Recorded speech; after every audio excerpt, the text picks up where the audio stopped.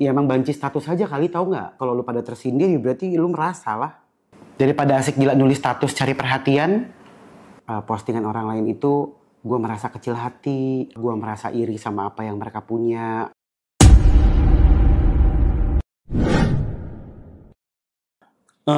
Kenapa lo tidak begitu aktif di Instagram?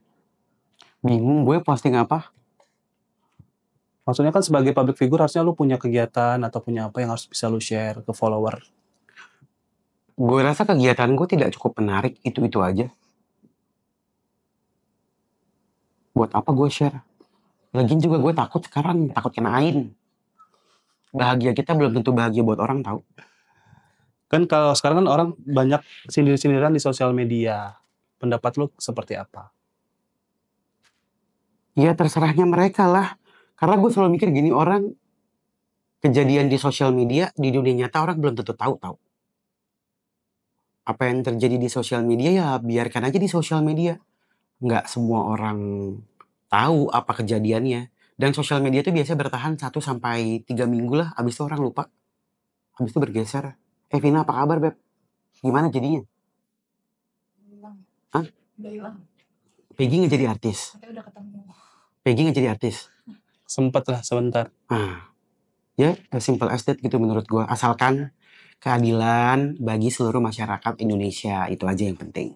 Berarti kalau sindiran-sindiran menyindir orang di status, itu berarti masih nggak apa-apa aja ya menurut lo? Ya udah, masing-masing orang aja atau gimana?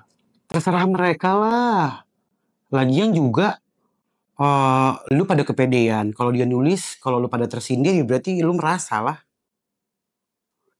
Gue tuh udah lama lu gak pernah ngeliat status orang. Kenapa? Yang buat lo nggak mau ngeliat status orang tuh apa sih?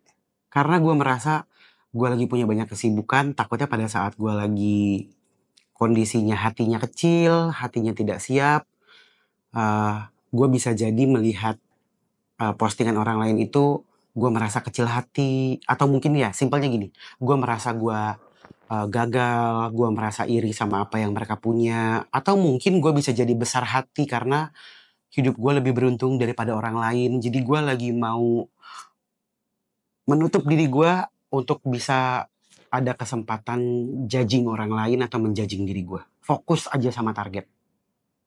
Kalau orang yang apa-apa di story ini tuh menurut lo dia mau nunjukin apa sih? Ya emang banci status aja kali, tahu nggak?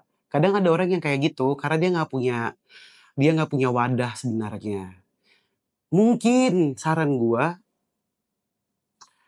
zaman sekarang pemerintah mungkin mesti buka ini kali ya, online chat buat psikolog gitu menurut gue.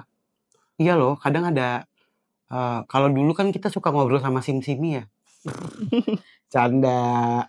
Tapi kalau lagi nggak punya teman chat, kalau kita pengen mencurahkan sesuatu punya wadah gitu sebenarnya buat bercanda, ya kan?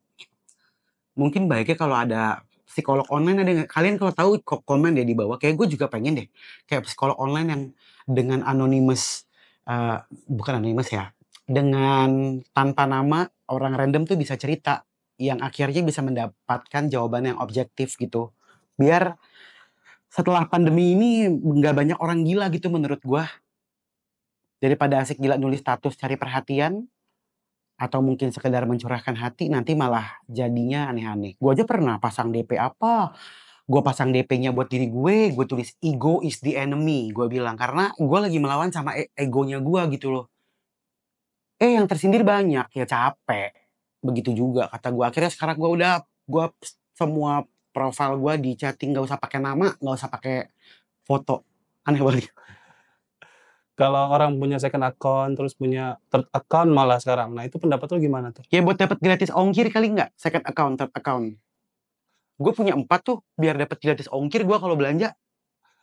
Iya nggak? Mungkin, itu yang pertama. Terus kalau yang kedua, Instagram lah kita ngomong, nggak usah TikTok. Misalnya Instagram dia ada second account, third account. Itu beda-beda tuh statusnya. Nah, pendapat lu apa ya? Perlu nggak sih sebenarnya kayak gitu-gitu tuh ya? iya lagi butuh perhatian. Dia aja butuh perhatian. Kasih aja perhatiannya. Nggak masalah ya, maksudnya ya masing-masing mental orang aja gitu kali ya. Terserah dia, kalau dia lagi gini deh guys, prinsipnya kalau misalkan ada orang butuh perhatian, kasih. Kalau kalau orang ada butuh kasih sayang, ya kasih, percaya. Kalau kita memudahkan orang lain, kita memberikan ke orang lain, entar kita dapat lagi gantinya. Jangan ngarepin dari orang yang sama, orang dia aja berkebutuhan, ngarepinnya dari orang lain lah. Gitu aja sih kalau gua sekarang. Jadi menurut lu sekarang sosial media itu ada orang caper ya? Lah dari zaman dulu emang bukan caper. Terus buat apa? Namanya aja ada engagement. Engagement aja itu atensi orang kan. Ya memang buat tempatnya cari perhatian. Orang tahu, orang lihat, either orang suka atau orang tidak suka. Ya memang, jangan marah lah. Kita kalau lagi posting memang cari perhatian orang. Nah, kalau sekarang, kalau dulu setahun yang lalu lah kita bilang banyak banget orang flexing. Sekarang udah malah nggak ada yang, jarang lah kita lihat flexing itu karena apa ya menurut lu? Karena takut. Triggernya apa? Takut digeruduk netizen lah pasti. Orang flexing. Atau mungkin memang udah bukan zamannya kali nggak flexing. Mungkin sekarang flexing in the other way. Kalau kita lihat dulu ada pamer kekayaan, kemudian ada pamer omset, ada pamer prestasi. Ya kita nggak tahu ke depannya nanti apa. Pamer kesusahan mungkin nanti ada. Bisa jadi kan sama aja sama-sama cari perhatian.